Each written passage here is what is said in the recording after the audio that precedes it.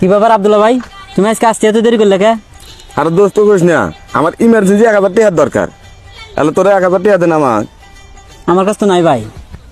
দোস্ত তুই দে না। বন্ধুত্বের মাঝে টাকা পয়সা হাওলাত দিয়ে আমি বন্ধুত্বের সম্পর্ক নষ্ট করতে চাই না। দোস্ত তুই একটু বুঝা না। আমি কি বুঝাবো ভাই, দেন গা। দোস্ত আমাকে 1000 টাকা দে দোস্ত, আমি কাল দিয়ে দেবো। এখন তুই বললি দেখে ওরে আমার টাকাটা দেওয়া লাগতেছে। যদি টাকা নিয়ে কোনো গ্যাম জ্যাম হয় বা আমাদের বন্ধুত্বের মাঝে সম্পর্ক নষ্ট হয়ে যায়, তাহলে কিন্তু ফাইসাল আমি তোরে ছাড়বো না। দোস্ত দে তাড়াতাড়ি, ইমার্জেন্সি। এই নে এখানে পুরো 1000 টাকা আছে। আচ্ছা ঠিক আছে, আমি কাল দিয়ে দেবো। ভাই দিয়ে দিস, নাহলে কিন্তু আমার দেবো।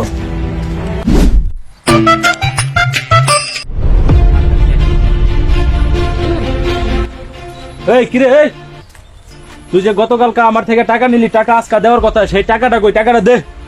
তোদের টাকা কি মেরে খাচ্ছি? মেরে খাইছি মানে? মেরে খাইছি মানে? এই তোর উপরে ভরসা করে আমি টাকাটা দিছি, এখন টাকা তুই কিভাবে উঠে দিবি? দে আমারে। এ ভাই দেশ না কে, কালকে না কইলি যে আজকে দিবি।